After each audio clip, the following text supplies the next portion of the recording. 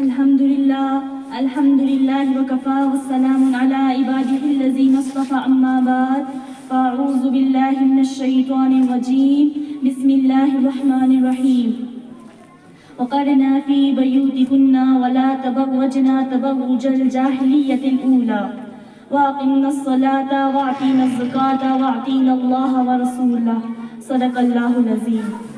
محترمہ مستورات اور حضرات علماء اکرام اور میرے دینی ساتھیوں، السلام علیکم ورحمۃ اللہ وبرکاتہ۔ اللہ تبارک تعالیٰ نے عورتوں کو حکم فرمایا کہ تم اپنے گھروں میں اطمینان سے بیٹھی رہو اور اگلے زمانے جاہلیت کی طرح اپنا بناؤ سنگار دکھاتی نہ پھرو، اور نماز پڑھتی رہو اور زکوٰۃ دیتی رہو، اور ہر معاملے میں اللہ اور اس کے رسول جناب محمد رسول اللہ صلی اللہ علیہ وسلم کی فرما برداری کرتی رہو۔ لیکن عورتوں کا عمل بالکل الٹا اور برعکس ہے۔ وہ گھر کے بیٹھنے کی بجائے خوب اطمینان سے گھر کے باہر گھومتی پھرتی رہتی ہیں اور اپنا بناؤ سنگار خوب کھل مکھلا دکھاتی پھرتی رہتی ہیں، بلکہ یہ سمجھتی ہیں کہ اس پر اجنبی مردوں کی نظر نہ پڑ جائے تو اس پر لگے ہی روپے بیکار چلے گئے۔ آگے فرمایا وَأَقِمْنَا الصَّلَاةَ، اور نماز پڑھتی رہو، لیکن نماز پڑھنے کی فرصت کہاں، جب بھی دیکھیں محلے کی دستار چھوڑتے مجلس لگا کر بیٹھ گئے اور اس کی غیبت کرنی شروع کر دی، اللہ اور اللہ کے رسول کو زمانے کو سنانا شروع کر دیا، شوہر کی برائیوں کا بیان کرنا شروع کر دیا، تو پھر نماز پڑھنے کی فرصت کب اور کیسے ملے؟ شریعت کی زندگی کے ہر موڑ پر بلائی چاہتی ہے، لیکن عمل و کردار یہ مبتلا خبر پسند ہی نہیں کرتے۔ آگے فرمایا وَآتِينَ الزَّكَاةَ، اور زکوٰۃ دیتی رہو، لیکن اس میں بھی عمل اور شریعت کے خلاف ہیں، بلکہ اس زمانے کی عورتوں کو زیورات، سونے، چاندی، روپے اور پیسوں سے اتنی محبت ہو گئی ہے کہ تقریباً اکثر عورتوں پر زکوٰۃ واجب ہے، لیکن وہ زکوٰۃ ادا نہیں کرتی۔ غور کرتے جائیں، معلوم ہوتا جائے گا کہ شریعت جس کام کو منع کرتی ہے اسی کو کیا جا رہا ہے۔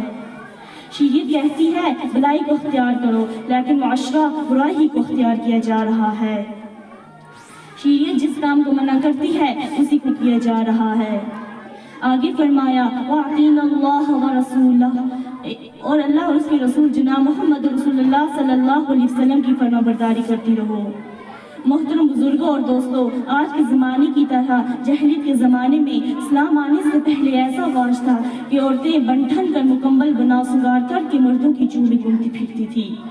بناؤ سنگار کی تربیت بھی عجیب تھی، دوپٹہ اس طرح اوڑھتی کہ چھاتی کو غبار نوکشاد ابھا آتا، اور گلے کے ہار اور دوسرے زیورات پہن کر چھما چھم میدانوں سے چلتی کہ مردوں کی شان و شوکت دیکھ کر حیران مایشان ہو جاتے۔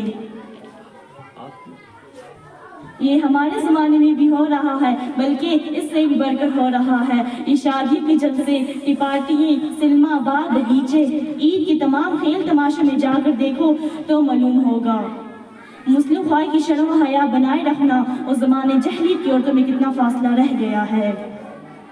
محترم سامعین اکرام، مذکورہ بلایتوں سے دو باتیں واضح طور پر معلوم ہوتی ہیں۔ ایک تو یہ کہ عورت کے لیے اصلی میدان گھر ہے، نہ کہ گھر کے باہر، اس لیے سخت ضروریات کے متعلق نہ ہو کہ شریعت سے باہر نکلنا اور سیر سپیٹ، کھیلنا کودنا اور پتنگ وغیرہ اور نزول ادا کر کے مردوں کو اپنا بناؤ سنگار دکھانا، یہ سب باتیں ناجائز اور حرام ہیں۔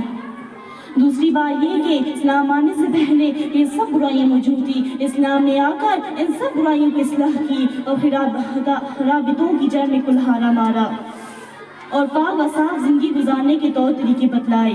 اس لیے عورت کا صحیح طریقہ وہی ہے جو آیت کریم میں ذکر کیا گیا ہے۔ اگر کسی عورت نے غیر اسلامی طریقہ اپنا لیا تو یوں نہیں کہا جائے گا اس عورت نے ترقی کی، یہ نہیں کہا جائے گا یہ عورت عاقلہ بن گئی، بلکہ یوں کہا جائے گا اس عورت نے غیر اسلامی طریقہ اپنا لیا اور شریعت کے احکام کو چھوڑ بیٹھی ہے، لیکن پتہ نہیں اس کی عاقلہ کی عقل کو کیا ہو گیا ہے کہ اس نے محصر گمراہی کو محصر بنا رکھا ہے۔